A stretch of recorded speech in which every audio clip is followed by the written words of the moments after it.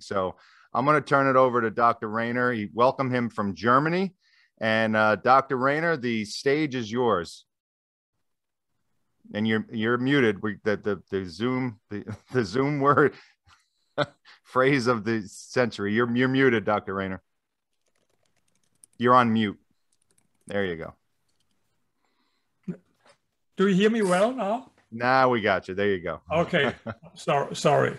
No problem. Thank you for inviting me to your very interesting group.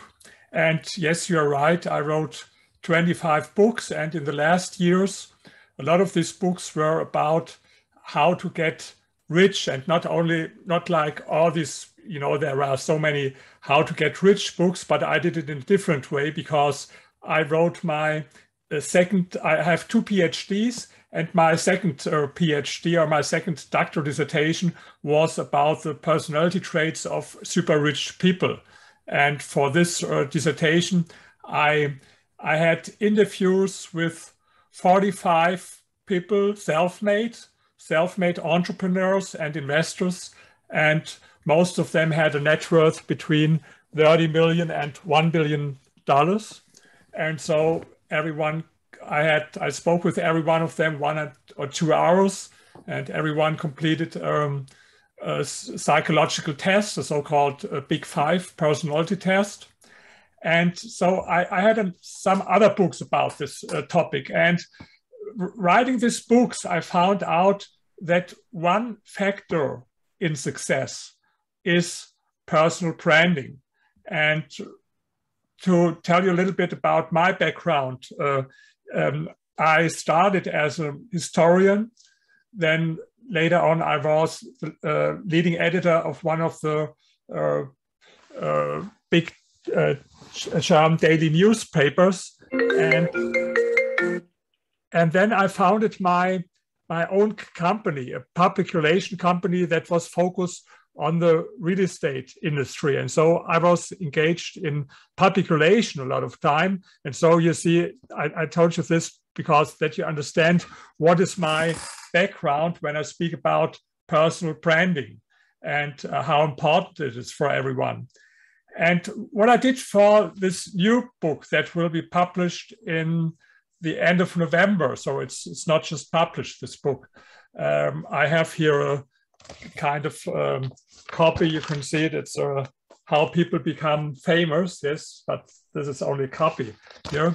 And this is about, I analyzed biographies of 12 different people, very, very different people, from Albert Einstein to Kim Kardashian. I think more different is not possible, from Albert Einstein to Kim Kardashian. And it's about people like Arnold Schwarzenegger, Karl Lagerfeld, Andy Warhol, Oprah Winfrey, and Steve Jobs. And I analyzed their biographies only with one aspect.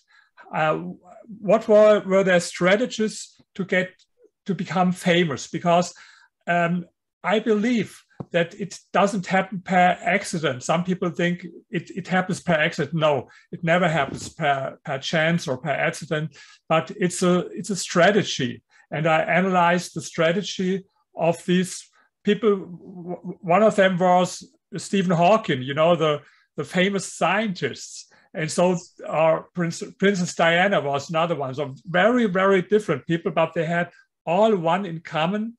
They understood the secrets of self-marketing, and they understood how important it is. And when people ask me what is the first thing to learn, or what you can take away maybe from our short conversation today, is don't forget to cluck if you lay an egg. Yes, you heard right. Do what chickens do, because if chickens, they cluck when they lay an egg. And this is very important, because there are a lot of people who heard in their childhood or their youth from their parents or from their teachers sayings like, for example, don't blow your own trumpet, or modesty is a virtue, or don't be a show-off, or quality always wins on its own. And I think most of the people have internalized in their subconscious mind belief systems like this. And I think these belief systems are absolutely harmful for you. And so the first thing that I would recommend that you think about yourself, about what you heard from your parents, from your teachers, whether you heard things like that. And I think these are very common sayings everywhere in the world. I had some weeks ago an interview with TV in Vietnam. And in Vietnam, you have a lot of entrepreneurial spirit. These people are amazing there in Vietnam, what they do. And they told me that they have the same sayings as we have in Germany and in the United States, like I gave you some examples. And I think as long as you have this harmful belief systems internalized in your subconscious mind, it's like a barrier that you can't be good in self-marketing. And another thing is don't hide your rough edges. What do I mean with this? I think every one of us is different. And I say even everyone is a little bit a freak of us. I think so. I am, and I think most of us, most people try to hide it. They try to hide it. And I think this is a big mistake, because it means that you are not authentic. And if you want to turn yourself into a brand, you can't waste time worrying about rubbing other people the wrong way. People who are too addicted to harmony, they will never be good in self-marketing and branding. And I think self-marketing and branding is very important, because I think most of you are owners of small or medium-sized companies. And I believe if you're the owner of a company, like I was the owner of my company. This was a company with, I had 50 employees in my company. But my experience, people didn't trust in my company. First, they trusted me as a person. And so it's very important that you find a way how to be different, because sometimes your service and your product, I hope you have a USP, and I hope you are different. But sometimes it's hard to explain what is different. For example, when I had my company, it was public relation, and people had to sign a contract for $120,000 a year to get this PR services, but they couldn't see anything. So what they first saw was only me, and it was a question whether they trusted me or not. And sometimes this is something that you can learn from these people who were very successful in self-branding. Even polarization and provocation were key elements of their strategies. Think about one in my book is Muhammad Ali. Think about him, or think about it was also true for Albert Einstein, and it was also true for people like Oprah Winfrey. They don't have only fans and friends. Everyone knows it who's on the internet today or on social media, that you have fans and in the same time you have haters. And but you have to accept it. This is every time. For example, today I have a presentation, and I'm sure there are some people, hopefully, will say, this is great, I learned something, and there are others who don't like it. But I don't care about it. This is it's me, and so sometimes it's even necessary to provoke. And I remember yesterday when we had our conversation, you were a little bit surprised that I spoke about outward appearance, that even this matters. But I think it's natural. Look, every brand has a trademark. Think of Coca-Cola, think of Apple, think of Mercedes here from Germany, or think of McDonald's. Every brand has a trademark. And if you want to turn yourself into a brand, think also about your appearance. I give you some examples. think about Donald Trump. I know there are only people who love him or who hate him, but whether you love him or you hate him, you will always recognize him because, you know, of his shiny yellow strange hair. Yes, it's very easy for every cartoonist to draw a picture of him. This is his personal trademark. Or with the hair, it was also for Albert Einstein. Maybe you don't know, but I have it in my book. You know, he before people took a photo of him, he always messed up his white hair that he had this image of the genius professor. Yes, this wasn't an accident. This was his trademark. Even he had no socks and things, but this was his trademark, to look like this genius professor, or as well his hair. But it don't have to be only your hair. Think about Arnold Schwarzenegger, for example. You know, I think everyone knows what was his, you know, here, like me, bicep. Yes, this was his trademark. Yes, and think about Kim Kardashian. What is her trademark? It's her butt. Yes, it's her butt. So, and even with Stephen Hawking, his trademark was his wheelchair.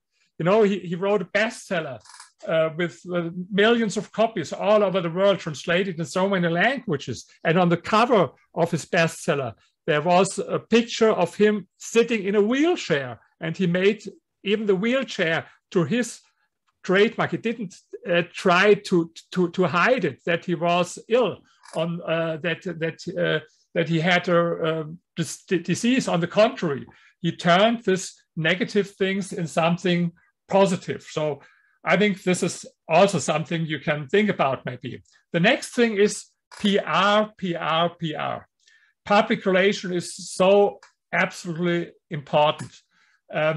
Think about the career of Arnold Schwarzenegger. He came from a normal family in Austria with 19 years to the United States, and he spoke only a few words English at this time. And then first he became the best bodybuilder in the world. Of course, he had good muscle and a good body, but there are other people, bodybuilders today, who have much more muscles as he had, or much more in harmony. But what was the secret of his success in bodybuilding? He wrote this in his book. I can recommend his autobiography, Total Recall. And what he said there, it was all about public relation, to create an image. And then he wanted to be an actor, and people told him, it's crazy. If you want to be an actor, no one wants to see someone with a body as you had. Maybe it was in the 50s or in the 60s when they saw Hercules movies or so. But today we want to see people like Dustin Hoffman, not with a strange body. And then your strange German accent. It's not possible. And then your name, no one can pronounce your name, Arnold Schwarzenegger. So, but he believed in PR. And this was very important. And he wrote in his book, Total Recall,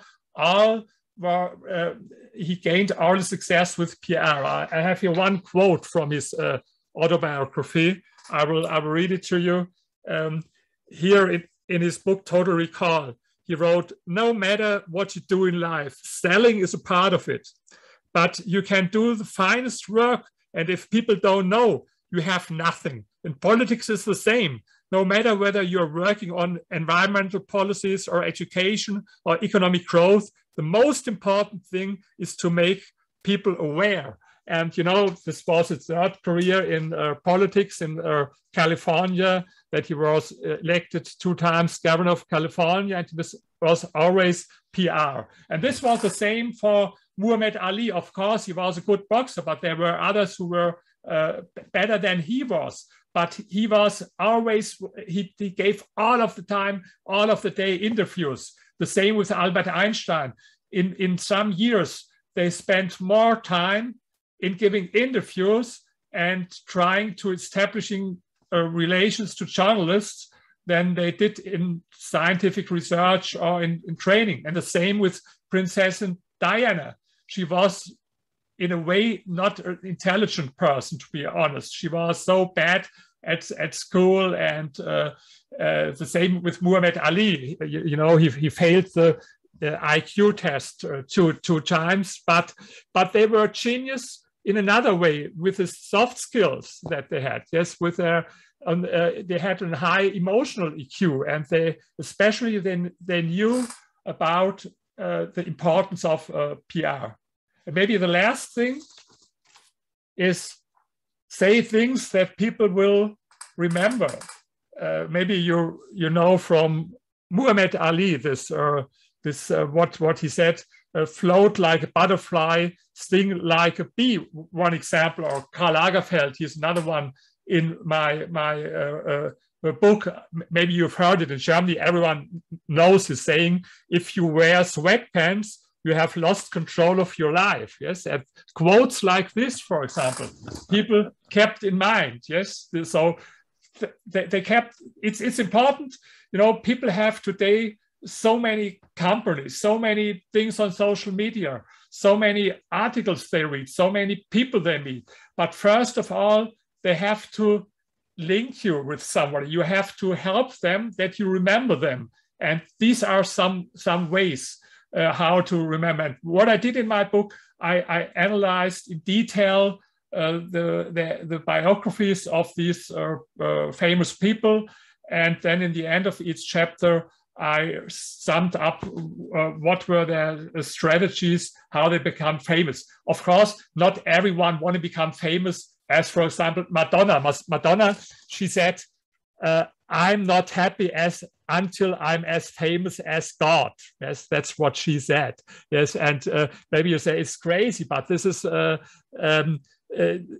it hasn't to be your goal in life to be as famous as God, but maybe it's only in your city, in your country, or where your company is engaged, and it's important for you that people know you. Maybe it's don't care about whether people, if you have no business in Europe or in Asia, then it's not important that people will know you or your company in Asia or in Europe.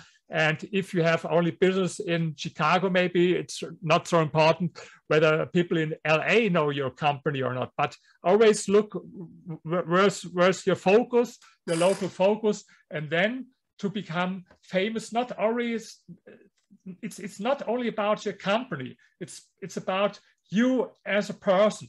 And I think this is especially true for small-sized companies, but not only for this. Think about how important it was for people like Steve Jobs with Apple, or Bill Gates with Microsoft, or today Elon Musk with Tesla, or Richard Branson with with his Virgin Galactica, for example. Always, these people understood how important personal branding is, and that it will help them with their business. Maybe you will say these people are narcissists. Okay, I admit, I think all of them are narcissists, but I read research from a researcher, and he analyzed the biographies of all the presidents of the United States in history, and his result was all of them were narcissists. So you shouldn't care about it if people call you narcissist. This is something maybe that people will tell you who are more like a wallflower or so, what you don't want to be. Okay, these were, I hope I wasn't too long. These were only some ideas or some results from my book, and hopefully we can have a discussion, or I appreciate when you have some questions. The only thing, you see, my English is not as good as it should be, and especially sometimes it's not so easy for me to understand. Yesterday it was no problem because we spoke very clear and slowly, and I heard one guy today who was also very slow and clear in pronunciation. But please try a little bit, think about if you speak, that I'm not a native speaker, as you've heard in my short presentation. Thank you. Well, Dr. Rayner, I think your English is excellent. I think your presentation was excellent. And I love the fact, this is the one thing that I took out of it from our conversation yesterday and what you just said today. I never knew Albert Einstein actually messed up his hair on purpose. I think that's absolutely fascinating. Everyone thinks of him as just a brilliant scientist, but he actually spent a lot of time on his personal brand, and that was really something that stuck with me. And I don't know about anyone else, but if anyone has any questions or want to, only because you mentioned Albert Einstein, I think everyone knows this picture with his tongue. Yes, everyone. Right. It was an accident. This shoot on his birthday. But what did he do? He made a lot of copies and sent it to all his friends and colleagues. Yes, this is, you know, I think you didn't know. You think it was only a photo. Yes, but he made so many copies and sent it to everyone. This is Albert Einstein. That's crazy.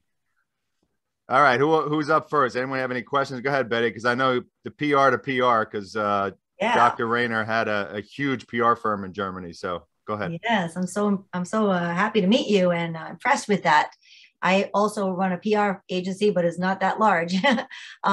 So question for you, Dr. Rainer. It was a great presentation, and your English is very good. Is there such a thing as too much exposure? What are your thoughts on that? Overexposure in a marketplace? Too much, I don't think so. Sometimes maybe it's the wrong one. It's always, you're right in a way. The more the better. This is not always true. I'll give you one example. I spoke about provocation, and sometimes it's good to provoke people, but sometimes you do too much of this. And you can learn this from Madonna. If you read the chapter about Madonna, you know, she was great in provocation with all this, you know, she combined this with religion and sexual things. And so, and it helped her very much to get famous, but then sometimes she did too much of this. And then she learned it, she analyzed it, that it was too much. And then she took some steps, you know, back. And I think this is also very important. You have to test someone. It's especially true for provocation. Yesterday, I told another funny story. I read it in this autobiography of Arnold Schwarzenegger. You know, today he's divorced, but he married a famous Maria Shriver from the Kennedy clan. And when he first met her mother, yes, then she said to her mother, "I think your daughter has a great butt." You see? So I think it's crazy. Yes. So even he's not someone who had any fear to provoke people, and he always said things that people could keep in their mind. For example, one time he had a TV interview and they asked him about how is it pumping your muscle and what does it mean for you? And he said, "It's like coming." What do you mean? I mean, like having sex with a woman and coming. It's like orgasm. It's the same feeling. Yes. Okay. Everyone kept it in mind. Yes. And this is sometimes you can say outraged things, but okay, I admit sometimes it can be too much, but don't forget about this. If you have marketing or PR, only a few people will see it. You have to repeat your story as long as that it's boring for you, that you can't hear it anymore again and again, because you will hear it always, yes, but you use different channels for it. Sometimes maybe with media, with newspapers, sometimes maybe with Facebook or with Twitter or with TikTok or Instagram or whatever, or you have presentations. There are so many channels, and people will not, you will know and you will see everything that you say there, but average people not. And so I think as a general rule, sometimes you're right, it's not true. The more is always better, but in most cases it is true. Thank you. Awesome. Anyone else have a question for Dr. Rainer? And Albert Einstein has joined us in the group, so go ahead, Laura. Yes, Dr. Rainer, your English is lovely. Thank you so much for your presentation. Here's my question for you. In your own work to publicize yourself and your PR firm, where do you draw the line between, I guess, going overboard and becoming too narcissistic? I think that's the thing that I always worry about for myself. I think, okay, am I going to kind of lose a piece of my soul, so to speak, as I'm doing this? So I'm curious, where is that line for you in your own publicity? I think this is one of these barriers. You know, I spoke about what things will keep you away from turning yourself into a brand. And these are the things that you have learned. Don't blow your own trumpet, don't be show off, and so don't be a narcissist, and so. But I think these sayings are, and these beliefs in your subconscious mind are very harmful. Maybe in the beginning it's a little bit difficult for you, and okay, there will be people who laugh at you, but I don't care about it. Take me as an example. You know, I'm a scholar, I'm a scientist. I have 2 PhDs and there's 25 books. I write scientific articles in important journals. But then on my Facebook, you can see when I post here with my double bicep, yes, with this muscle. And sometimes I have people then said, "This is crazy. You're an intellectual. You're a scientist. This doesn't fit." And I know, but that's me. That's me. And look at your own body. Maybe you have a big belly, or you have, you know, all this arms very skinny, and so yes, look at yourself. But it's I think you should not have too much fear. Maybe in the beginning you don't feel so well, but think about the people that I mentioned here. I think every one of them was a real narcissist. Muhammad Ali, of course, I think you will agree. Or Donald Trump, I think there's no one who will disagree. But it's not always not only Donald Trump. It don't has to be in this extreme, you know, form like it is with Donald Trump. This doesn't fit to everyone. I give you another example, someone who seems to be very different and who is very different to Donald Trump. This is Barack Obama. I'm sure Barack Obama is also a narcissist. Why? When he was only 30 years old, he wrote his biography, his autobiography. But what had he done in his life with 30 years? Nothing. Yes. Would you write your biography with 30 years if you have done almost, you know, nothing exceptional? So I think he's also a narcissist, but not the same type as Donald Trump. There are different kind of people who are narcissists.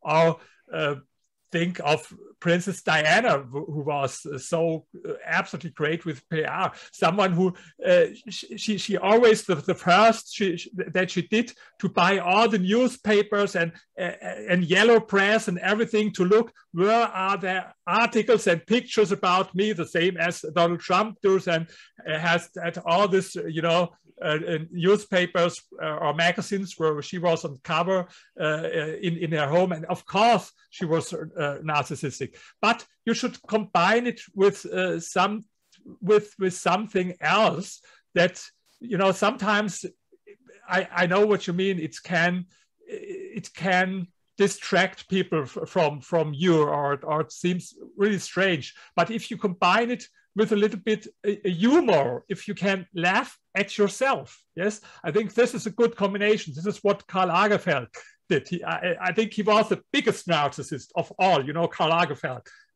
absolutely. But he laughed at himself always, and I think this is a little bit a secret. If you care that maybe it's too much narcissism, then laugh sometimes at yourself. Yes, make people laugh about you, and then it will be maybe a little bit a more likable way of narcissism. Double bicep, double PhD, right, Dr. Rayner? Double yes, bicep, double PhD. Yes, a fan sent me this T-shirt, and he wrote double PhD, double bicep. Yes, this is Dr. Zillmann, so this became my trademark. Yes, and I can laugh at this. Why not? I think life is so serious, but people like to laugh something and laugh at themselves, and maybe also about others. And don't take it too serious. I think when Muhammad Ali, when he said, "I'm the greatest, I'm the most prettiest ever," and so I think it was also with a little bit of twinkling in his eyes. You know, I think people didn't take it too serious when he said this. We've got three questions coming up. First, we're going to start with Mike, who is one of the resident brand experts. Go ahead, Mike. That was phenomenal. I love how you talk about it, and listening to you talk about Kim Kardashian's ass was the best part of my day. I think this is more just sort of running my theory by you on narcissism. Okay, I think things are nature versus nurture, but I think in the case of narcissism, it's nurture. It's created as opposed to it's just there. So if I were to apply narcissism in a vacuum, there's nothing to feed that emotion or that need. But I also think that narcissism is defined by how many people, what your group is like that feeds into it, set certain expectations. So use Barack Obama as an example. The reason he wrote that biography in his 30s was not because he said, "I'm so important that I'm going to write a biography." It was that he was creating a cult of personality around him at a very young age, and was basically the next step is to put yourself out there in your professional development. So my question is, does that mean that narcissism is manufactured along the way? And are there different interpretations of it? Somebody could be seen as a narcissist like Donald Trump. But what if Donald Trump applied self-deprecation the way you just described it and laughed at himself on occasion? It changes the perspective from narcissism to more humanizing because he's using a very human emotion to communicate. So that's my theory on narcissism, and I wanted to get your thoughts. Yes, I think this sounds plausible. I think not every narcissist is like the other one, and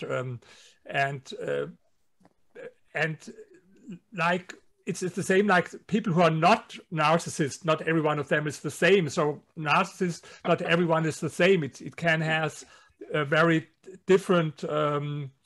There are very different times, as I try to explain, with the difference between Donald Trump and Barack Obama. But I think, of course, if it is very extreme, it even can be a psychological defect or an illness. And I don't speak about this, but I think a lot of people that are called by others narcissists, these are maybe only people who have a better, who have done something there in their life where they can be proud upon. And if you have done things where you are good, or your company has done things where they are good, why not to speak about it? So from your perspective, it's like it can be part of our chemistry, but it can really be exacerbated throughout our life. Yes. Narcissism. Okay, got it. Thank you very much. That's it's almost like right in the middle of where my head was at and the other side. So thank you. Thank you. All right, Dave, you're up. Dave England's got a next question. Yeah. Oh, hold on. You just blew up, Dave. I just blew up. Hold on. Back to live mode. What just happened? All right. While you're fixing that, we'll do Quincy since we got 5 minutes to go. So Quincy, you're up. Dave's personal brand is blowing himself up on camera. I had a feeling, Dave, you're going to do something funny for your personal brand. I love it. So thank you so much for the time and the presentation. That was amazing. And I just had a quick question. You talked a lot about a lot of the personal branding that, you gave us examples of, the hair or the, of course, that's the only one I could think of, right? But there was a lot of physical characteristics, the biceps, the butt. Well, would you say that usually in a physical brand, it does stay in people's memories a little more if it's something physical? Or can you have a brand that's that strong that's not physical?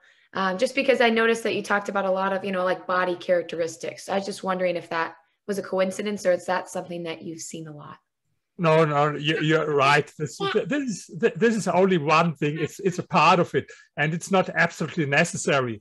There are also people who became very famous, and it would be hard to find one of these in their appearance. So but it is true more often than you think. But of course, it's not the only one. There are a lot of other things. I spoke about how important PR is, that you have key messages, simple messages that people keep in their mind. This is very important, not like this, marketing, blah, blah, blah, but really interesting messages, especially if it is to establish good relationship with journalists. Then it's not about your appearance, but then it is about that you think about what stories could be interesting for him, or better, what stories could be interesting for his readers, and to find out these stories and give him such a story, for example. This is very important if you speak about PR, or I spoke about this, this like what Muhammad Ali or what Karl Lagerfeld did with his sayings, with his short sentences that people keep in mind. So to sum up, of course, it's not necessary that in every case it has to be something with your hair or with your butt or with your bicep or whatever, but definitely it helps. Yes, and this is the reason why a lot of people do it this way. Definitely it helps because we are also visual people.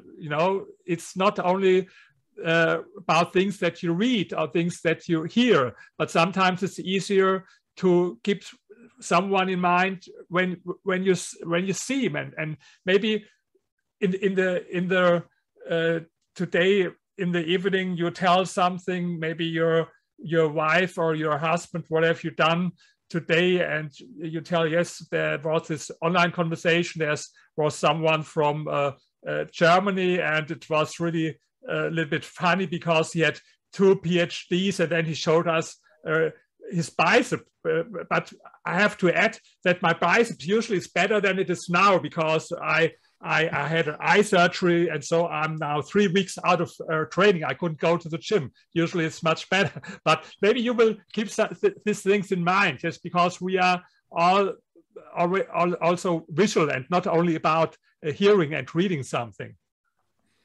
That's a great point. We all go to networking functions, and there's always someone that stands out from their appearance, and you remember that person. So, all right, we're going to end with Dave as we're coming up on 12 o'clock. So Dave, you got the last question.